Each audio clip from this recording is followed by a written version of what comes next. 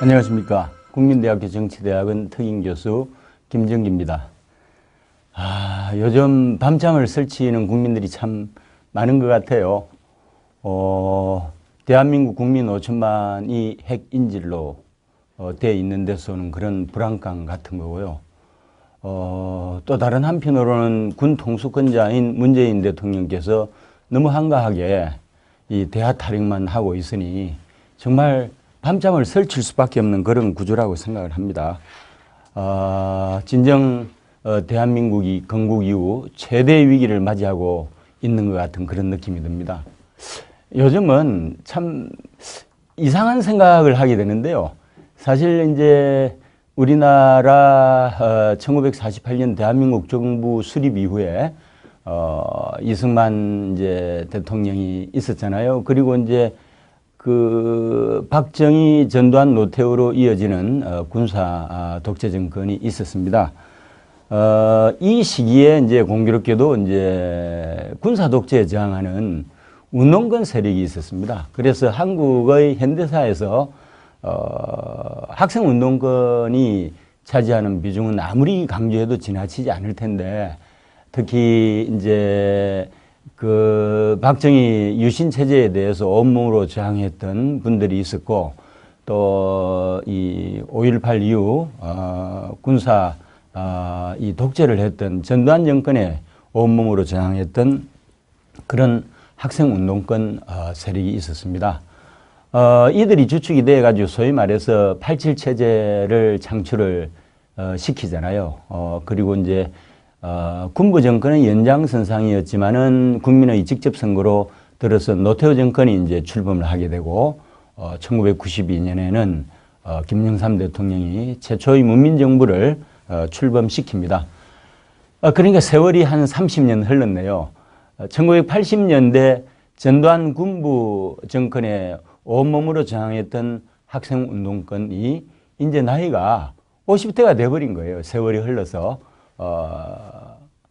그런데 이제 사실 어떻게 보면 이제 그 87 체제를 출범시킨 주역으로서 이 당시 학생운동권이 가지고 있었던 이 도덕적인 이 우위로서 일종의 그 선민의식 같은 거, 이런 것들이 상당히 좀 도덕교만 같은 것이 상당히 강했다고 생각하는데, 사실 이번 문재인 정권의 특징을 보면은 문 정부의 주변을 둘러싸고 있는, 특히 청와대 핵심뿐만 아니라 주요 정부의 핵심 인사에 1980년대 운동권 세력들이 사실 거의 자리를 다 잡았습니다. 그러니까 문재인 정부의 주변을 둘러싸고 있는 분들이 사실은 1980년대 학생운동권 세력의 핵심들이라고 이야기를 할 수가 있습니다. 그런데 불행한 것은 물론 그 당시 이제 군사 독재가 정의롭지 못했기 때문에 온몸으로 저항한 것은 인정을 하지만, 사실은 이분들을 사상적으로 무장해 준 것은 그 당시에 주체 사상이었습니다. 그래서 이제 소위 말해서 이제 주사파로 이제 대표되어지는 그런 학생운동권 지도부가 있었잖아요. 지금은 이제 이름 석자만 돼도 알만한 사람들이 그 당시 주사파의 대표적인 인물로서 청와대의 핵심 포스트에 자리를 하고 있습니다. 참 이 세상을 오래 살다 보니까 이런 특별한 세상을 만나기도 합니다. 어떻게 보면은 옛날에는 이제 이 한국 사회에 한동안 이제 정치 군인들이 파워 엘리트 역할을 했잖아요. 이럴 때는 학생운동권 지도자들이 일종의 반체제 세력으로서 쫓기는 몸이었는데, 군부 정권이 종식이 되고 세월이 한 30년 흘러갔습니다. 그 사이에 밑바닥에서 시작해서 수많은 연단의 세월을 보내면서 이 사람들이 상당히 세련되고 조직화되고 뭐 이런 연단의 과정을 통해서 문재인 정권을 출범시키는 그런 주역의 역할을 하게 됐습니다. 그래서 그 당시 이제 군사 정권에서 학생 운동권 세력들이 이제 일종의 반체제 사범이니까 쫓는 입장이었고 이쪽은 쫓기는 입장이었는데 세상을 오래 살다 보니까 이 학생운동권이 대한민국의 건부를 장악하면서 정통 우파를 자처하는 이런 이 저항 세력들을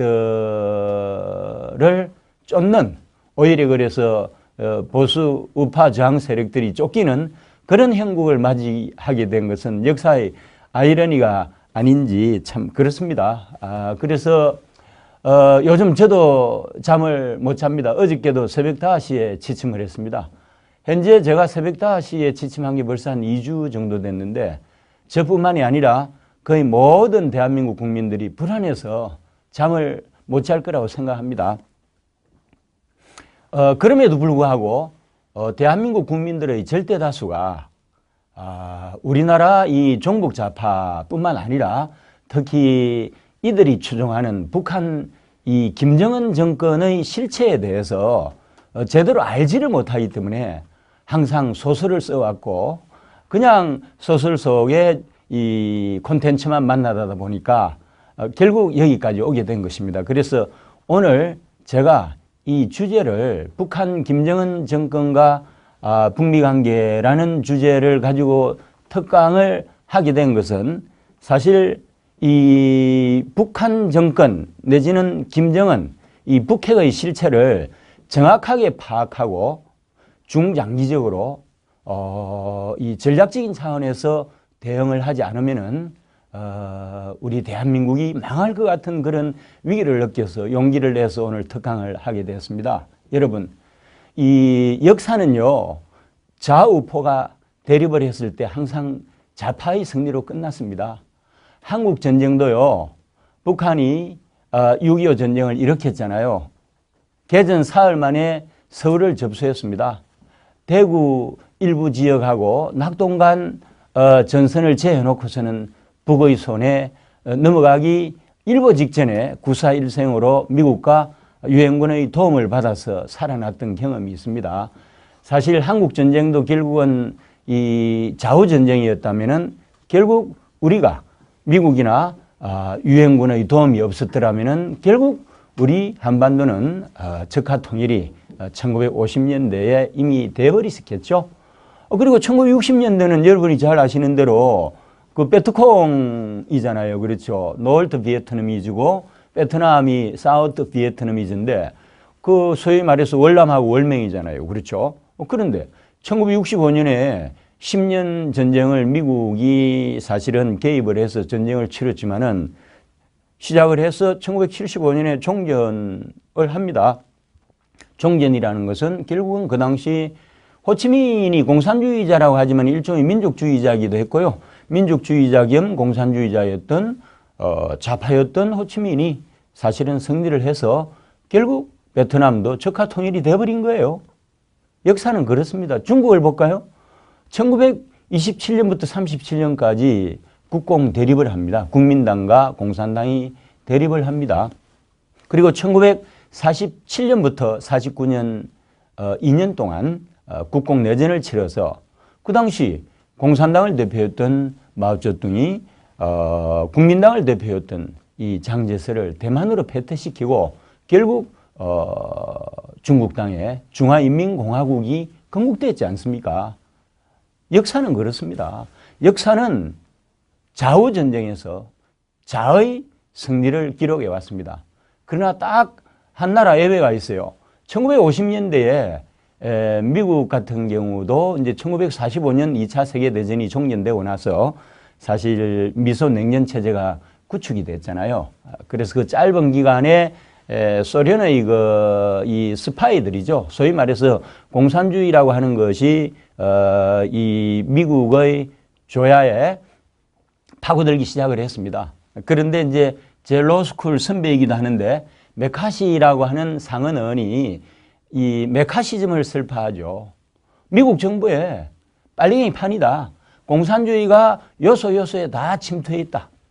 뭐 이런 이 발언을 합니다. 초기에는 극악한 발언이라고 했는데 나중에 보니까 이제 뭐 사실인 것도 있고 사실이 아닌 것도 있었지만은 이것이 미국 땅에서 공산주의를 일망타진하는 계기가 되었습니다. 그래서 서양 여러 선진국 중에 공산당이 없는 유일한 나라가 바로 미국이에요. 그래서 미국은 사실 메카시즘에 편승해서 사실 우파들이 좌파에 해당되는 공산주의자들을 씨를 말려버렸기 때문에 사실 미국에는 공산주의자 내지는 공산당의 존재가 초전에 박살이 나버린 겁니다. 제가 우려하는 건요, 이런 겁니다. 지금 현재 문재인 정권이 좌파 정권이잖아요. 지금 국제 정세는 날로 험악해지고 세계 정치, 이 경제 군사 질서를 주도하는 미국에 편승하지 않고 나홀로 왕따를 당하는 그런 길을 선택을 하고 있잖아요. 지금 현재. 너무 유화적이고 소화적인 사고를 하고 있다는 거죠. 여러분, 해방정국에서 조선공산당을 대표했던 박헌영이 있습니다. 나중에 월북을 해서 사실은 북한의 고위직을 지내기도 하지만은 사실 한국전쟁을 빌미로 해가지고 김일성의 이 처참할 정도로 김일성에 의해서 숙청을 당하잖아요. 이 북한 공산당이 되게 무섭습니다. 김일성 일가가 썼던 북한 공산당 역사는 정말 잔인합니다, 여러분. 그래서 조선 공산당의 거두였던 박헌영도 처참하게 죽어갔고 한때 동지였던 연안파의 거두였던 김두봉도 처참하게 죽어갔습니다. 한때 동지였던 소련파의 거두였던 허가이도 처참하게 죽어갔고요. 1960년대 중반에는 후계 체제를 가속화하기 위해서 김정일 애로의 후계 체제를 가속화하기 위해서 초기 단계로서 정말 혈맹이었던 갑산파까지 숙청을 하는 피도 눈물도 없는 정권이 바로 김일성 체제예요. 이거 우리나라 자편향된 사람들이 너무나 저는 나이브하다고 생각합니다. 순진하다고 생각해요. 북한 공산주의가 얼마나 무서운지를 모르는 거죠. 이런 식으로 이 낭만주의 소설을 쓰다가는 나중에 유사시에 하나가 됐다고 가정을 했을 때 소위 말해서 주체 세력들, 종북 세력들은 박헌영이나 김두봉이나 허가이가 겪었던 그 엄청난 정치적 숙청의 역사를 맞이하게 될 것이고 갈기갈기 찢겨져서 장성택이 죽었던 것처럼 찢겨질 수밖에 없는 운명이라는 것을 왜 이 땅의 종북 좌파들은, 이 땅의 주사파들은 그렇게 순진할 정도로 모르십니까? 시청자 여러분, 지금부터 제가 북한 김정은과 북한 정권의 실체를 밝히겠습니다. 그동안 우리 보수 우파나 언론이나 방송에서는 북한 김정은이나 실체를 밝히는데 대개 소설 수준에 그쳤던 것이 사실입니다. 북한 김정은과 북한 정권의 실체를 파악하는 것이야말로 중장기적으로 지속될 수밖에 없는 분단 상황에서 북한과 공존하고 결국에는 이 북한을 극복해서 통일 상황을 연출을 할 수 있다고 생각합니다. 적을 제대로 알아야 될 거 아닙니까? 그런데 우리 한국에 있는 사람들은 북한 정권의 실체와 김정은의 역량을 너무나 가소평가하는 경향이 있어서 사실 이대로 가면은 백전백패입니다. 다른 나라 역사가 썼듯이 좌우전쟁에서 자가 승리했지 않습니까? 여러분, 적화 통일이 된 미래의 대한민국에서 자유의 소중한 가치를 동경을 해봐야 뭐 하겠어요? 우리가 지금 자유민주주의 체제와 시장경제 체제 하에서 얼마나 많은 것을 누리고 살고 있습니까? 고마워해야죠. 민주시민으로 사는 것에 대해서 정말 축복받은 그런 시민으로서 프라이드를 가지고 감사하는 마음을 가져야 됩니다. 북한 체제가 어떤지 아세요? 김정은이 누군지 아십니까? 우선에 김정은을 분석해 봅시다. 2011년 12월 김정일이 사망했습니다. 그래서 그 당시 대한민국 방송과 언론에서는 북한 정권이 일주일에서 한 달 내에 폭망한다고 그랬습니다. 그래서 북한을 우리 남한이 접수해야 되지 않느냐 하고 순진한 이야기들을 참 많이 하더라고요. 소설이었죠. 국민들을 흥분시키기에 좋겠습니다. 이제는 통일이 되는구나. 아니, 통일이 그렇게 쉽게 옵니까, 여러분? 북한이 폭망하더라도 남한 주도의 통일은 이루어지지 않습니다, 여러분.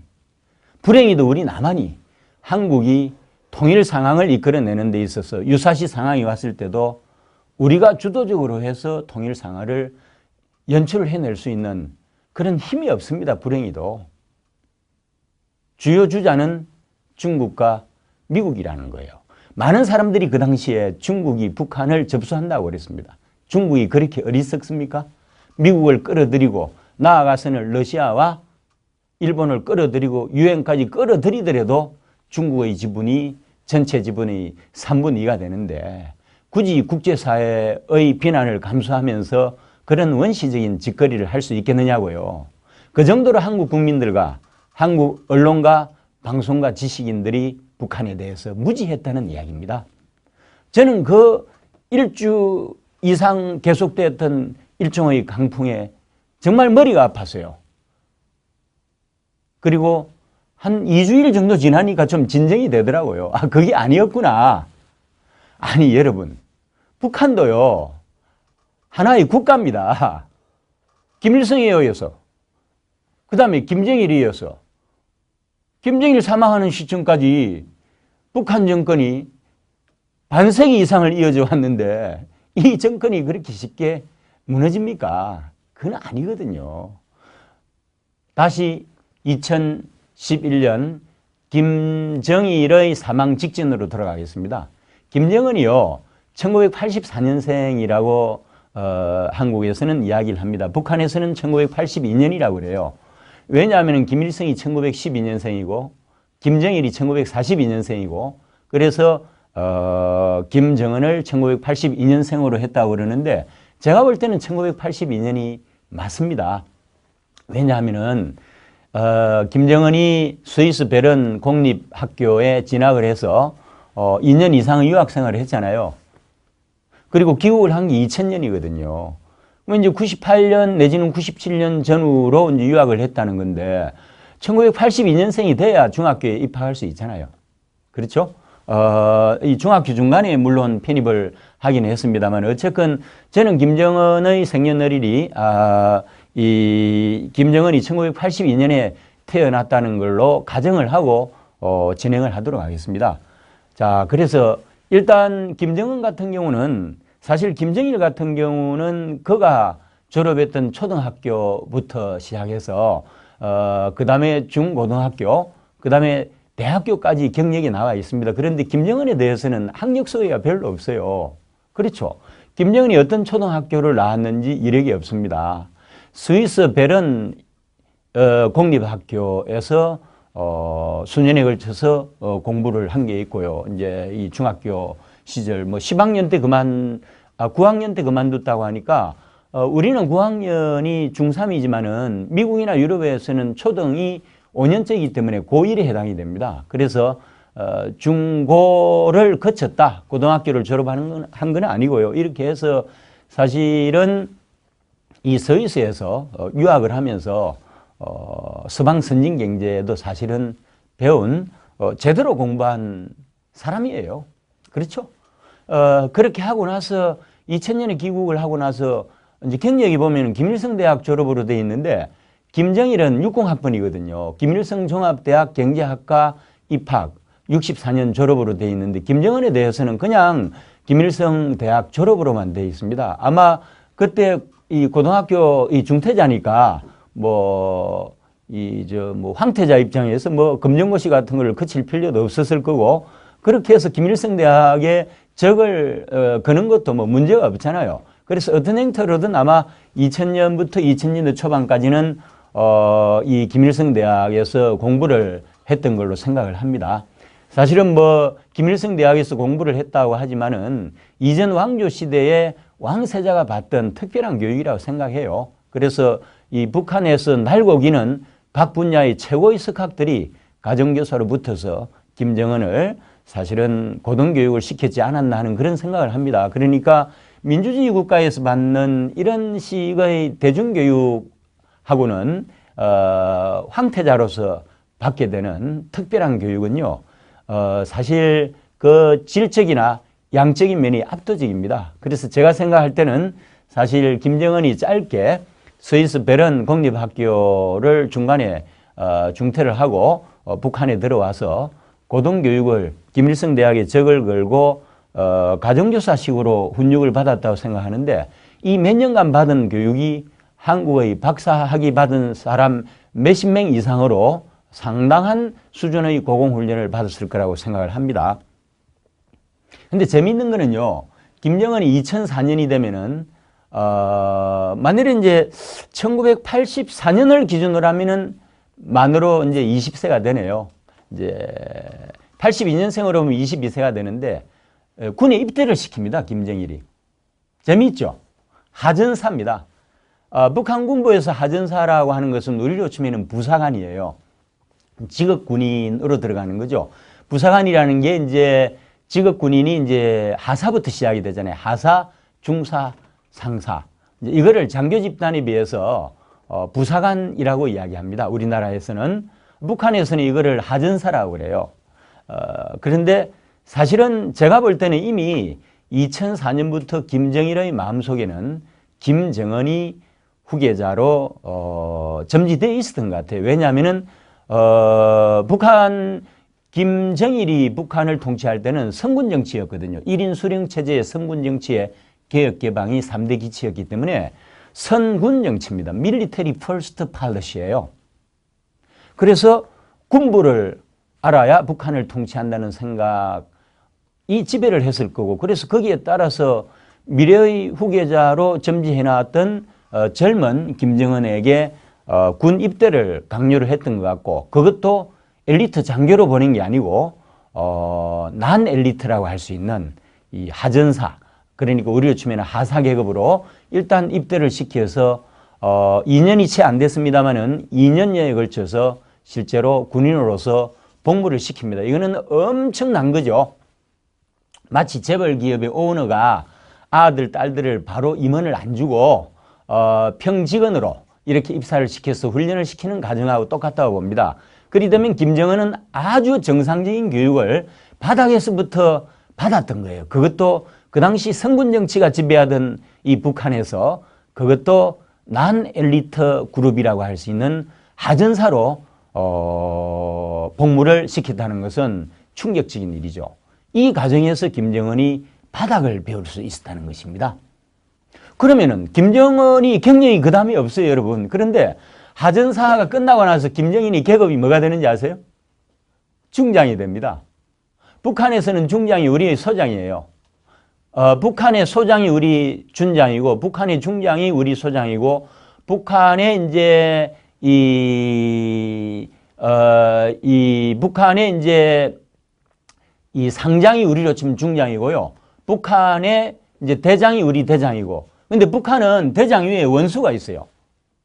원수가 있고 또 원수 아래에 차수가 있습니다. 대장 위에 차수가 있고, 차수 위에 원수가 있고, 원수 위에 또 대원수가 있습니다. 대원수는 죽은 사람한테 붙여주는 칭호인데 이미 고인이 된 김일성과 김정일이 대원수고요. 김정은이 원수입니다. 그 밑에 또 차수가 몇 명 있어요. 또 대장이 또 쭉 있고 뭐 이런 식입니다, 여러분. 그래서 쉽게 이야기하면은 하전사로 하사관으로 한 2년 정도 복무하고 바로 우리로 치면은 투스타로 승진한 거죠, 뭐. 그러니까 쉽게 이야기하면은 평사원으로 복무를 시키고 2년간의 치열한 훈련 과정을 거치고 나서 대기업으로 치면은 임원으로, 그렇죠? 소장으로 중장이 우리 소장이니까 소장으로 임명을 한 것은 우리로 치면 한 상무급 정도로 임원으로 임명을 시키면서 본격적인 후계 작업을 시킨 거로 보시면 됩니다. 그래서 그러니까 6년이 되는 거죠. 그럼 2006년부터 2009년까지는 뭐 했느냐? 자세히는 몰라도 아마 김정은이 이제 북한 군부의 계급장으로 치면은 중장 계급장을 달고 여전히 이 군의 실력자로서 아마 정치 군인으로서 이제 군을 좀 더 고급 단계에서 배우는 작업을 했을 거라고 생각하고요. 또 다른 하나는 아마도 김정일이 후계자로 이미 마음속에 두고 있었다면은 그 당시 국가보위부장, 우리로 치면 국정원장입니다. 국가보위부장이 1987년 이후에 실제로 공석이었습니다. 김정일이가 실제로 국가보위부장을 임명하지 않고 공석으로 두었고, 그래서 국가보위부장이 없는 상태에서 아마도 그 3년 동안은 군 장성 계급장을 달고 국가보위부장을 한 게 아닌가. 그러니까 비공식적으로 국가보위부장 역할을 했을 거라고 저는 추정을 합니다. 국가보위부장이라는 게 우리나라 국정원보다도 더 세요.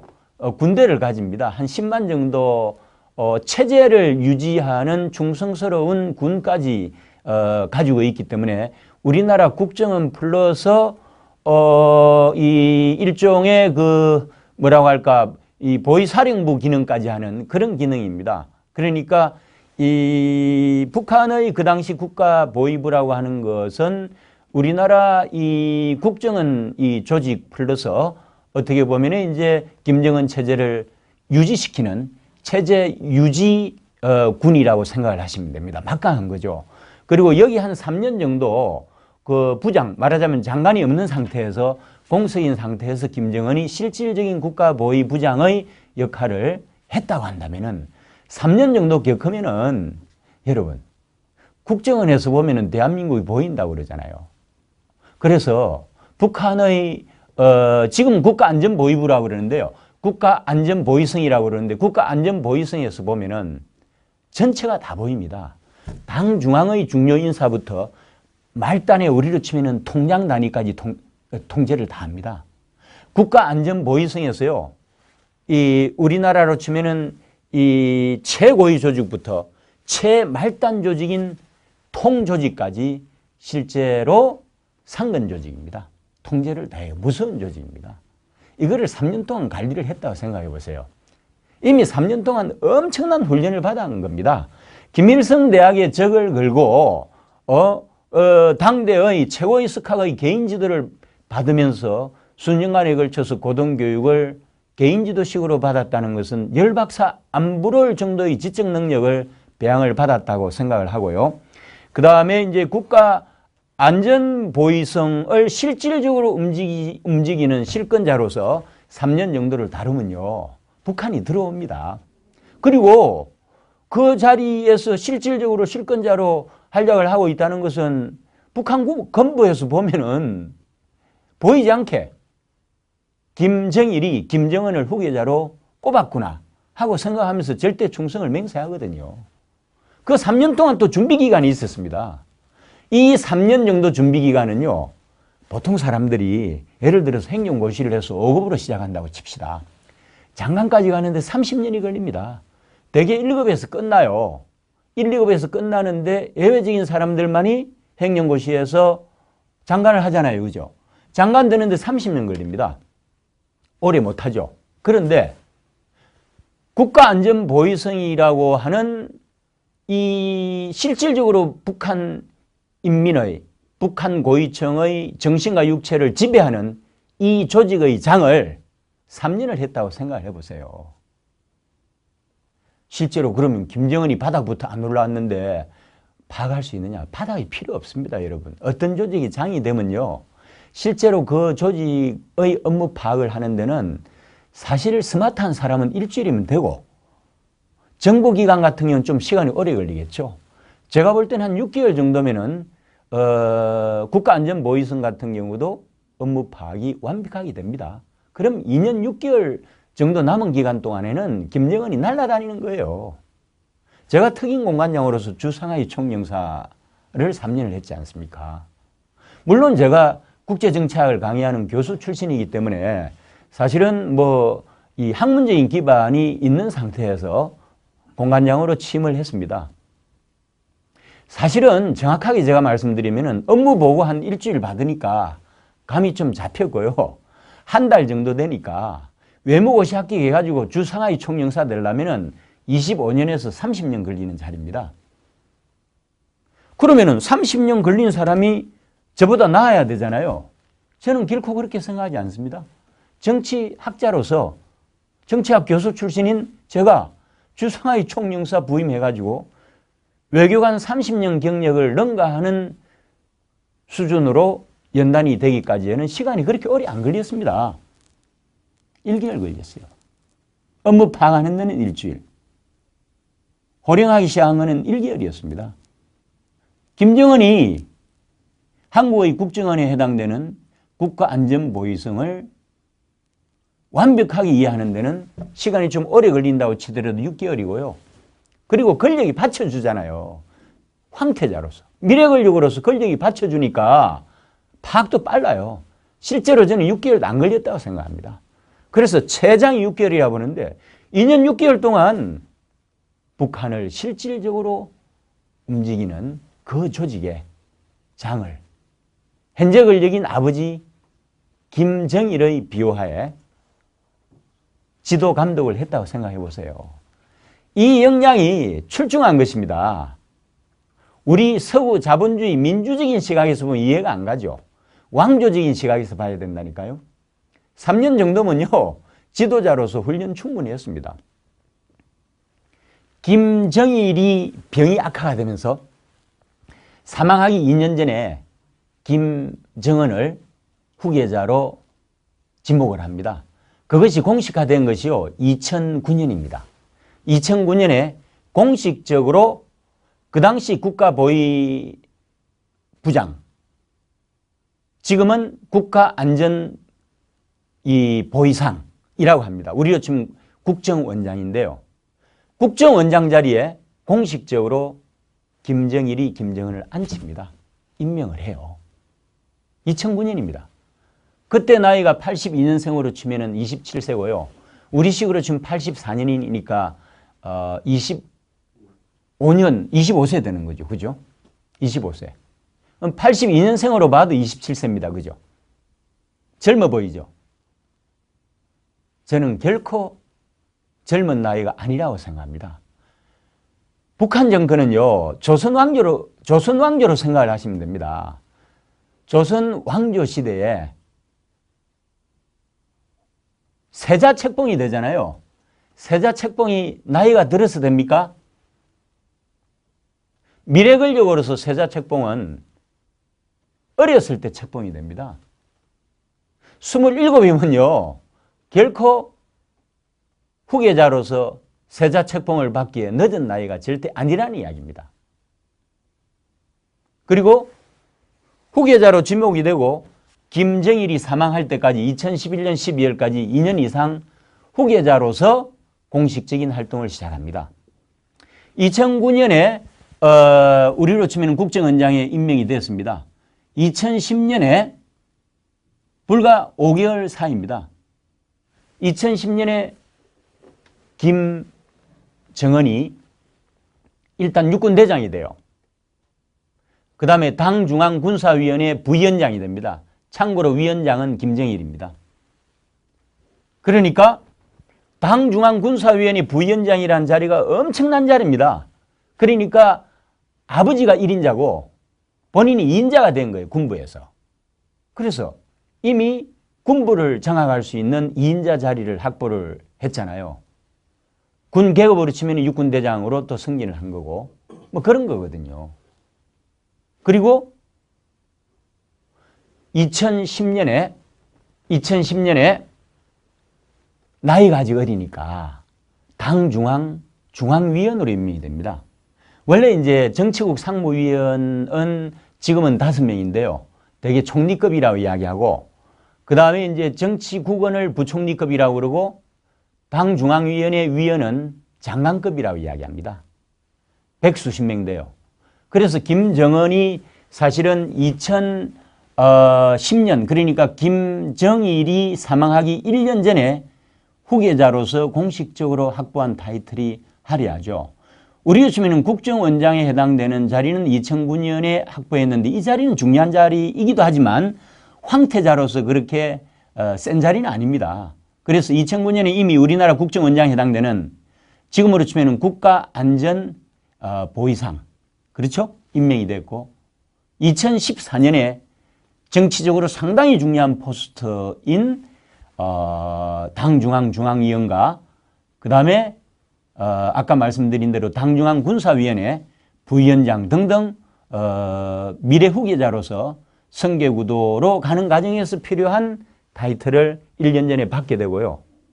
2010년 11월 달인가요? 그때 연평도 도발이 있었죠. 연평도 도발을 누가 했는지 아세요? 김정은이 했습니다. 김정은이 성군 정치가 지배하던 그 시기에 당중앙군사위원회 위원장이 김정일이고 부위원장이 김정은입니다. 미래권력으로서 김정은이 북한 인민들에게 뭔가 카리스마를 보여줘야 될 거 아니에요. 후계자로서. 그래서 도발한 것이 연평도 도발입니다. 연평도 도발은 상당히 무모했죠. 왜? 연평도에는 민간인이 살고 있습니다. 여러분. 민간인을 대상으로 해서 사실은 대한민국 영토를 타격한 거예요. 이것은 도발이 아닙니다. 선전포고예요. 이 엄청난 일을 저지른 사람이 바로 김정은이라니까요. 당중앙군사위원회 부위원장, 대장계급장을 달고 사실은 김정은이 기획해서 사실은 움직인 겁니다. 북한에서는 이제 성전으로 막 이제 선전선동했을 거 아닙니까? 그러니까 이제 일종의 전쟁으로 보는 거죠. 연평도 도발은 일종의 북한의 입장에서는 전쟁이고요. 이 준전시 상황에서 김정은이 이 전쟁을 승리로 이끌었다고 당중앙에서는 선전선동을 하면서 북한 인민들을 열광케 했던 거죠. 군 지도자로서 카리스마를 보여주었던 사건이 바로 연평도 도발입니다. 이렇게 해서 카리스마를 이미 1년 전에 북한 인민들에게 보여주었습니다. 김정일이 그런 적이 있습니까? 김정은이 나이가 어리잖아요. 무모했지만은 북한 주민들을 열광시키고 북한 주민들을 미래의 권력인 김정은 중심 체제로 끌어들이는데 연평도 도발은 엄청나게 중요한 역할을 했던 것이죠. 그래서 퍼블릭 카리스마가 최초로 인민들을 대상으로 해서 발휘된 사건이 연평도 도발이었습니다. 북한 입장에서는 전쟁으로 치장이 됐죠. 전쟁에서 승리를 했는데 그 중심에 김정은이 있었다고 선전선동을 하면서 미래 권력 체제를 공고히 했던 사건입니다. 그로부터 1년이 지났습니다. 2010년 12월에 김정일이 사망을 하게 됩니다. 사망을 하자마자 조선인민군 최고사령관에 등극을 합니다. 원래 김정일도 김일성 사망 직전에 이 자리를 차지했습니다. 북한인민군 최고사령관에 등극을 한다는 것은 북한의 군부를 공식적으로 장악한다는 의미예요. 그래서 일단 먼저 김정일이 사망을 했잖아요. 먼저 군부를, 물론 군부를 장악하고 있었죠. 왜? 당중앙군사위원회 부위원장으로서 서열이지만은 실제로 아버지가 일이니까 장악을 하고 있었지만은 공식화시킨 것이 말하자면은 북한인민군 총사령관직을 이제 2011년 12월에 확보를 하게 되죠. 그리고 북한도 은근하게 공식적이고 헌법적인 절차를 중시합니다. 그냥 막 할 것 같잖아요. 정상적인 정권이에요, 여러분. 개돼지 정권이 아니라니까요. 그렇게 하니까 만날 대한민국이 당하지. 이 사람들이 독재국가인데 자기들이 말하는 민주주의고 헌법적인 절차를 다 거친다니까요. 그래서 12월에 인민군 총사령관 되고 그 다음에 4월에 공식적인 절차를 거쳐서 당중앙정치국 상무위원이 됩니다. 상무위원 최고 센 자리잖아요. 그리고 국방위원장이 아버지였기 때문에 그 자리를 승계할 수 없으니까 그 자리는 비워두고 국방위원회 제1국방위원장 제도를 신설해서 실질적인 1인자 역할을 하고요. 국방위원회가 지금은 국무위원회 위원장으로 개칭이 됐는데 실질적으로 초헌법적인 기관입니다. 서방으로 치면 일종의 국가주석의 개념으로 대통령의 개념인데 문제는 초헌법적인 기관입니다. 그래서 어쨌건 2012년 당시에는 국방위원회 선군정치였으니까 선군정치의 중심에는 국방위원회가 있었고 국방위원회 위원장인 김정일이 그 중심에 있었기 때문에 국방위원회를 장악하는 것은 상당히 중요한데요. 아버지를 거스를 수 없으니까 국방위원장 자리는 두고 본인이 국방위원회 제1국방위원장의 직함을 받으면서 실질적인 국방위원장 역할을 했고요. 그 다음에 동시에 또 가진 게 당으로 보면은 아버지가 총비서를 했잖아요. 북한의 조선노동당 총비서가 말하자면은 북한은 비서정치입니다. 북한에서 말하는 비서는 그 조직의 장을 이야기하고요. 중국에서 말하는 서기는 그 조직의 장입니다. 그래서 여러분 시진핑 중국 공산당 시진핑 총석이라고 그러잖아요. 그래서 북한에서는 총석에 해당되는 것이 총비서라고 그럽니다. 그래서 김정일을 살아생전에 총비서라고 했는데 그 자리를 바로 자기가 깨찰 수가 없잖아요. 그래서 총비서 자리는 그대로 두고 제1비서, 북한 조선노동당 제1비서 자리를 차지를 해서 실제로 총비서 역할을 하는데 이 가도기적인 상황입니다. 그러면 이제 북한 인민들이 볼 때 총비서도 아니고 국방위원장도 아니고 그렇지만은 제1비서를 통해서 조선노동당을 장악하고 국방위원회 제1위원장 자리를 통해서 국방위원회를 이제 장악을 한 거죠, 실제로는. 그렇지만은 보기에 좀 썩 그 조직이 장가 같은 느낌은 안 들잖아요, 그렇죠? 그렇지만은 김정일도 아버지가 1994년에 사망하고 수년 동안 유훈 통치를 했습니다. 그래서 아버지가 가졌던 타이틀을 그대로 승계를 안 했습니다. 성스럽게 놔뒀죠. 그래서 김정은도 그렇게 했던 거예요. 그러다가 그때가 2016년이네요. 작년이네. 작년에 공식적으로 조직의 장으로 등극을 하는데요. 아버지가 사망한 지 한 5년 정도 됐나요? 그렇죠. 2011년이니까 5년 만에 김정은이 이제 북한 조선노동당 위원장이라는 제도를 신설합니다. 아버지가 총비서를 했기 때문에 똑같은 자리를 안 해요. 그래서 북한 노동당 위원장은 노동당 조직도에서 탑에 있습니다. 그래서 위원장이라고 그래요. 그리고 국방위원회를 국무위원회로 개칭을 합니다. 그리고 그 국무위원회 위원장을 하게 됩니다. 그러니까 초헌법적인 기관으로서 국방위원회를 대체한 것이 국무위원회고요.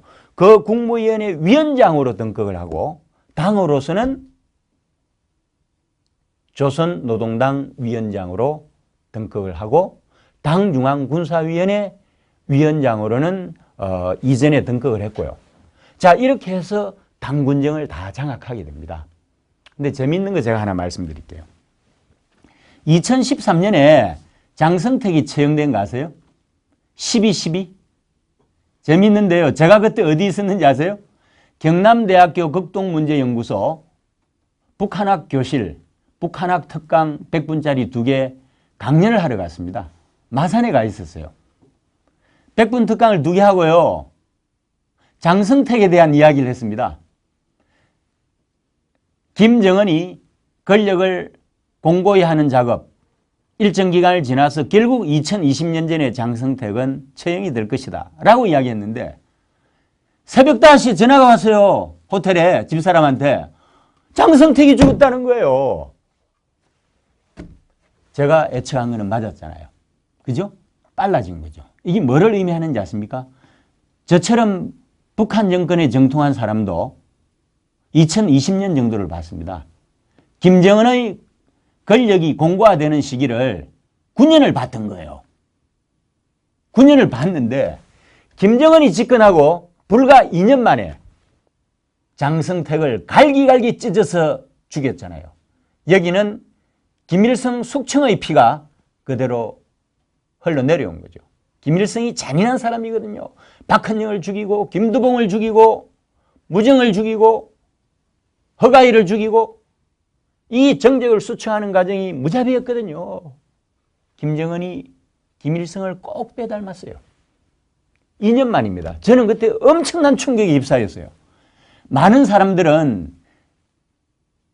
중국 공산당의 힘을 받아서 장성택이 쿠데타를 해서 정권을 엎을 거라고 이야기를 하더라고요.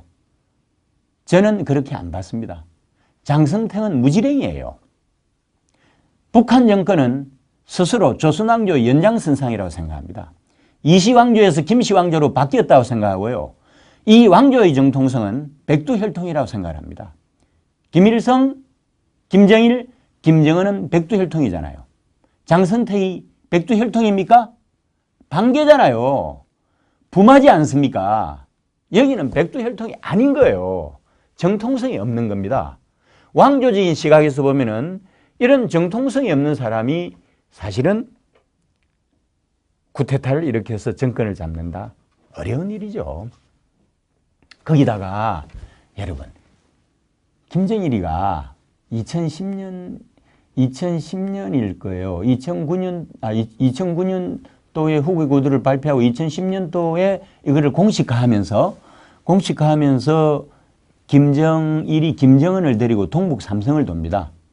김일성이 만주 인근 지역에서 항일투쟁을 한 것이 성서처럼 전해져 내려오잖아요. 북한 인민들 사이에는.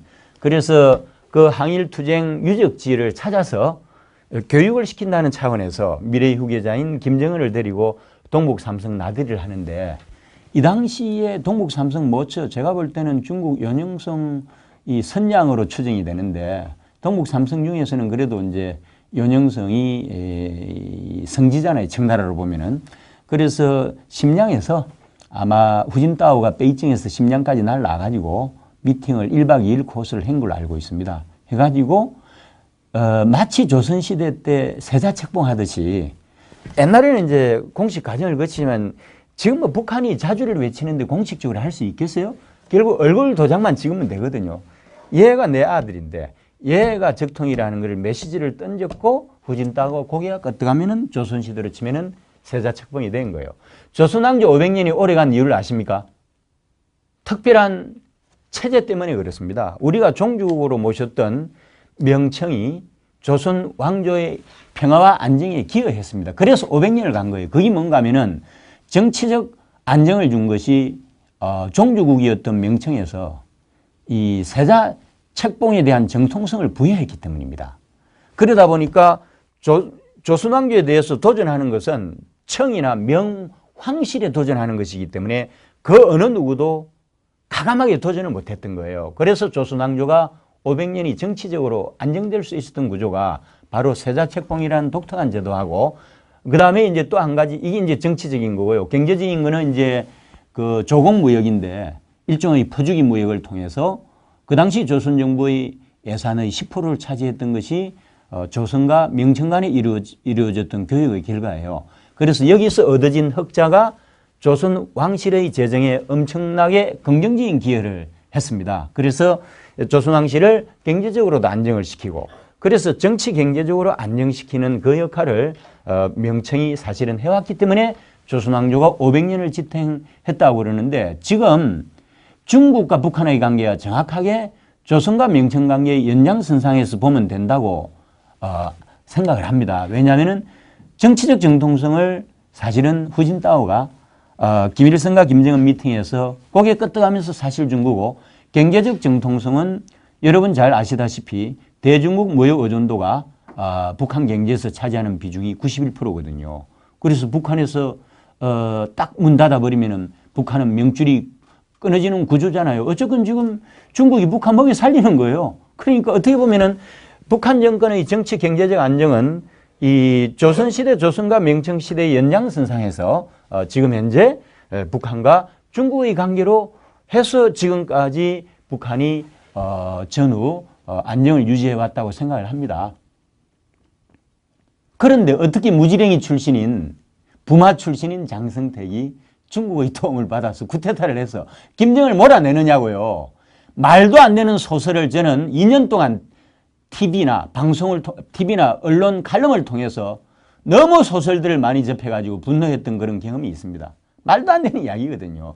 중국 입장에서도 정통성이 있는 백두혈통이 잘하고 있는데 굳이 레짐 체인지를 통해서 장성택을 끌어나와가지고 수렴청량을 한다? 중국이 지금 수렴청량하는 시대예요. 그리고 무지랭이 출신인 부마 출신인 장성택이 만일에 쿠데타 해가지고 김씨 일가를 몰아내면은 북한 정부에서 너도 나도 할 수 있다. 네가 뭔데 이렇게 되는 거죠. 그리 된 북한의 정치 사회가 불안정 구조로 가게 되고요. 중국은 북한의 정치 사회가 불안정하는 것을 원치 않습니다. 북한 정치 사회가 불안정하면요. 동북 삼성에 바로 피해가 옵니다. 동북 삼성에 난민이 발생한다니까요.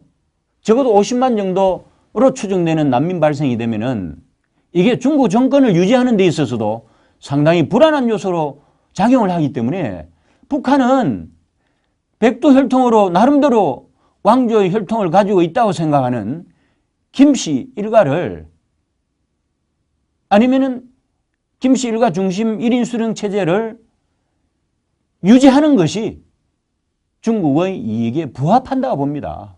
그런데 어떻게 장성택이 중국과 좀 친하다는 이유만으로 해서 불안정한 요소를 지니고 있고 혈통도 무지랭이인 장성택을 앉혀가지고 그렇게 해서 중국이 얻을 수 있는 게 뭐예요? 그래서 2년 동안 소설들을 쓰더라고요. 근데 아니나 다를까? 김정은이 백두혈통의 후예로서 무지랭이 출신인 부마에 불과한 장성택을 갈기갈기 찢어 죽였잖아요. 여러분, 장성택이요. 요소요소에 내 사람을 많이 박아놨어요. 쉽지 않습니다. 청년 김정은이 장성택을 갈기갈기 찢어 죽였다는 것은 청년 김정은의 정치력을 인정을 해야 됩니다. 이 정치력은요. 아까 말씀드렸던 개인지도식의 고등교육과 3년에 걸친 우리나라로 치면 국정원장보다 더한 자리를 실질적으로 겪고 또 2년 동안은 공식적으로 또 후계자로서 엄청난 권력의 중심에 서가지고 있었잖아요. 그러니까 그래도 저는 그 길로 갈 거라는 생각했지만 2020년에 장성택이 처형될 걸로 봤는데 2013년에 장성택이 처형되면서 충격을 받았습니다. 왜 그런지 아세요? 꿈에도 그리던 통일의 꿈이 장기전으로 가는구나. 김정은 체제가 불안해야 우리가 통일을 이룰 거 아니에요. 그런데 김정은이 제 예상을 뒤엎고 9년 만에 장성택을 처형할 줄 알았는데 2년 만에 장성택을 처형하는 리더십을 보여준 거 아닙니까? 북한을 왕조국가 연장선상에서 본다면 원래 조선왕조도 그렇잖아요. 적자가 항상 승기를 하는데 적자가 시원찮고 아니면은 차남이나 막내 중에서 탁월한 애가 있으면은 세종도 그런 경우 아닙니까? 적자성계의 원칙이지만은 장남이 시원찮을 때는 차남이건 막내건 왕조를 유지시키는 게 중요한 거예요. 부자관계가 중요한 게 아니고 현재 권력은 미래 권력이 이 왕조를 김일성 왕조를 계속해서 유지 지탱시켜주는 게 중요한 거거든요. 조선 왕조도 그랬잖아요. 거기에 꼽힌 사람이 김정은입니다. 여러분 장남인 김영철이도 있고 배다른 형님인 김영남도 있어요. 김정남도.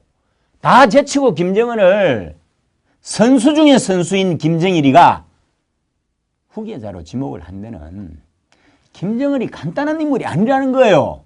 왜 김정은을 대한민국에서는 미치광이로 생각하고 미스터 크레이지로 생각하느냐고요. 극히 정상적인 청년 지도자입니다. 우리가 상상할 수 있는 것 이상의 고급 교육을 받았고요. 우리가 상상할 수 있는 이상의 후계자 교육을 단기간에 받았습니다. 나이로 따지지 말자고요. 조선왕조 황태자가 왕세손이 나이를 따졌습니까? 왜 민주주의적인 시각을 가지고 여전히 일종의 공산왕조인 북한에 대입을 해서 소설들을 쓰느냐고요. 이제는 북한 관계에서 소설 그만합시다. 그러다 죽어요. 망합니다, 우리가. 적을 알아야 대비를 하지. 만날 북한의 최고 지도자를 미친놈이라고 그러고, 사이코라고 그러고, 정신병자라고 그러고, 그래서 금방 망할 거라고 생각을 하니까 망했습니까? 지금 북한 김정은이 나이가 젊어도요, 시진핑하고 트럼프를 저는 가지고 논다고 생각합니다. 천재적인 전략가예요. 보세요. 무섭습니다. 저는 김정은을 보면요, 소름 끼치는 공포를 느끼고 있습니다. 이번에 게임하는 거 보세요. 천하의 트럼프를 가지고 놀았지 않습니까? 시진핑도 가지고 노는 거예요. 문재인이 여기 좀 끼려고 그랬는데 문재인 선수는 당신은 선수가 아니야 좀 빠져 그랬어요. 그래서 우리 대통령은 먼 산만 바라보고 있는 형국입니다. 김정은이 선수로 인정을 안 합니다. 김정은의 게임은 트럼프가 90%고요. 10%는 시진핑이고 문재인은 김정은의 그림 속에 없습니다. 베이비로 보는 거죠. 이것이 이번에 그 과음을 포위포격하는 게임에서 결국은 김정은의 승리로 끝난 거 아닙니까? 아니 정말 미쳤다고 이야기했던 김정은이 컨트롤에서 보면은 천재적인 전략가예요. 이제는 북한의 최고 지도자의 그 전략적인 능력을 인정을 해서 장단기적으로 어떻게 대응할 것인가. 대책을 마련을 해야 되는 시기라니까요. 우리가 김정은을 미스터 크레이지라고 할 때 김정은이 성공을 하고 있잖아요. 여러분, 김정은은요, 지금 노선이 뭐예요? 핵 경제 병진 노선 아십니까? 핵 경제 병진 노선이라고 이야기해요. 그 전에 북한의 체제에 대한 이야기를 좀 할게요. 여러분, 북한은 김정은 1인 수령 체제입니다. 1인 수령 체제는 인류의 역사에서 구소련의 스탈린과 독일의 히틀러와 이탈리아의 무솔리니가 프랙티스 했던 전체주의라고 합니다. 영어로는 토탈리테리언 리즘입니다. 국민의, 북한으로 치면 인민의 정신과 육체를 동시에 지배하는 구조입니다. 이 구조 속에서 사실은 인민의 자유는 처참하게 짓밟히는 구조예요. 무서운 시스템입니다. 이 중심에 유일한 수령, 유일한 영도 김정은만이 있을 뿐입니다. 초헌법적인 기관이에요. 이 김정은이 핵 경제 병진 노선을 내세웠습니다. 북한 정권에 있어서 핵은 북한 정권 그 자체입니다. 핵을 포기하는 순간 북한은 없는 거예요. 경제도 들어갔네? 간단하게 제가 설명을 드릴게요. 이게 무슨 말인가 하면은, 자, 여러분, 북한하고 한국의 GDP 차이가 지금 현재 50배 이상 나잖아요. 아니, 그러면은 우리나라가 지금 국방 예산으로 40조를 쓰거든요. 알고 계시죠? 그러면은 재래 전력을 강화하는 데 있어서 북한과 한국이 군비 지출이 엄청난 차이가 있는데, 북한이 무슨 수로 대한민국을 잡아요? 그래서 북한은 저비용으로 할 수 있는 핵을 개발을 한 거예요. 핵을 개발해서 핵을 보유하는 것이 훨씬 더 저비용으로 생각하거든요. 핵 개발 과정은 좀 이따 설명을 드리기로 하고, 핵을 개발을 해서 맹실상부한 핵 보유국가로 인정을 받잖아요. 그러면은 재래식 전력의 군비 지출이 축소가 됩니다. 지금 김정은이가 그렇게 하고 있습니다, 여러분. 이제 김정은이 사실은 핵을 경량화, 소형화 했잖아요. 그리고 IRM 중거리 탄도미사일, ICBM 장거리 탄도미사일에 장착해서 미 본토를 타격할 수 있는 수준까지 갔습니다. 이제 국제사회의 공식적인 인정만 받는 것만 남아있는 거예요. 맹실상부한 핵 보유 국가가 되었습니다. 그래서 지금 북한이 어디로 가고 있는지 아세요? 핵 보유 국가가 됐다고 생각을 하고 재래식 전력의 군비 지출을 줄였습니다. 그 돈을 인민경제 확장을 위해서 쓰고 있습니다. 민생에다 쓰고 있는 거예요. 왜냐하면 핵 보유국이 됐으니까 재래식 전력에 지출을 하던 군비를 축소해서 그 군비를 어디에다가? 인민경제, 그들이 말하는 인민경제에 돌리고 있어요. 이게 북한의 김정은이 말하는 핵 경제 병진 노선입니다. 북한에게 있어서 핵은요, 왜 북한 정권 그 자체고 뭐 그렇게 생각을 하느냐 하면은 핵이라고 하는 것이 김일성부터 시작해서 김정일에 이어서 김정은에 이어서 핵은 북한 정권 존재 그 자체이기 때문입니다. 북한은 곧 북핵으로 보시면 됩니다. 그래서 북한의 존재 내지는 생존권이 100% 보장되지 않는 한에 있어서는 절대로 북한은 핵을 포기하지 않습니다. 현실이에요. 여러분, 이 핵이라고 하는 것이 이 공포의 핵으로 등장을 하게 된 이유가 있습니다. 여러분, 2차 대전 당시에요, 김일성이 구소련군 정보장교인 거 아세요? 육군 대위였습니다. 1945년 스티코프 중장과 더불어서 평양에 입성한 김일성의 나이는 33살이었습니다. 그 당시 육군 대위 계급장을 달고 있었어요. 그런데 2차 대전 당시에 2차 대전을 종전시키기 위해서 히로시마 나가사키에 투하된 원자폭탄의 가공할 만한 파괴력을 김일성은 겪은 거예요. 트라우마가 있습니다. 한국전쟁 당시에요, 중공군이 정전협정에 조인을 하지 않으려고 했을 때 그 당시 미국의 트루만 대통령이 너 그거 까불면은 핵폭탄 쓸 거야? 하니까 구중공이 깨갱한 거예요. 그래서 북한이 김일성이가 한국전쟁을 일으키고서도 통일의 꿈을 못 이룬 그런 한이 있는 거예요. 이놈의 핵 때문에. 그래가지고 북한 김일성은 1955년부터 핵에 관심을 가지기 시작했고요. 사실 이제 본격적으로 플루토늄 개발한 것은 1980년대 이제 후반이고, 그것이 이제 미국의 미국방부 국가정찰처 위성 사진에 노출이 된 것입니다. 그러면서 이제 미국이 이제 협상에 나서면서 1991년에 노태우 정권과 더불어서 한반도 비핵화 공동선언을 하면서 그 당시 한국에 배치되어 있던 전술핵을 폐기를 하고 뭐 그런 식으로 이제 한반도 비핵화 공동선언을 이제 해가지고 상당히 평화가 왔죠. 그러다 또 뭐 한반도 물바다 선언도 하고 그러다 보니까 이제 그 당시 클린턴 대통령이 이제 이 영변 핵시설을 정밀 타격하려고 94년도에 계획을 세웠다가 YS가 온몸으로 막아가지고 사실은 핵전쟁이 없었습니다. 어떻게 보면은 초기 단계에서 그때 제거를 했어야 된다는 생각도 듭니다. 왜냐하면 그때는 그 당시 북한이 플루토늄 생산할 수 있는 역량이 그람 단위였거든요.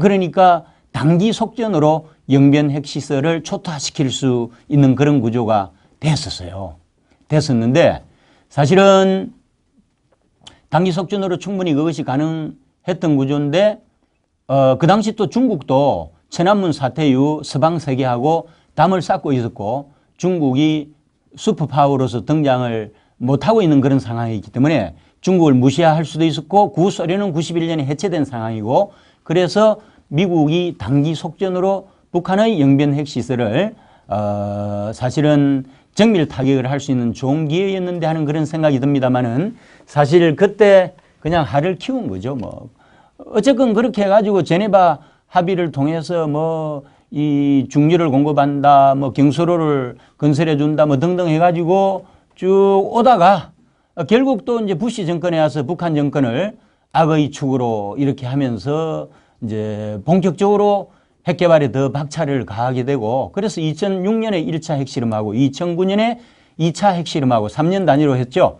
2013년에 또 했고요. 그 다음 2016년에 2번 했고 2017년에 1년 만에 또 핵실험을 해서 전체 6차 핵실험을 하면서 사실은 내용적으로 보면은 이제 미국의 본토를 위협할 정도로 북한의 핵은 맹실상부한 핵 보유국의 지위를 획득할 정도로 사실은 30여 년의 그 역사 속에서 완성을 기했다고 보고 어떻게 보면 이제 북한의 생존에 필수 불가결했던 맹실상부한 핵 보유국이 됐으니까 북한이 이제 떵떵거리고 살 수 있는 그런 상황이 시대가 도래한 것입니다.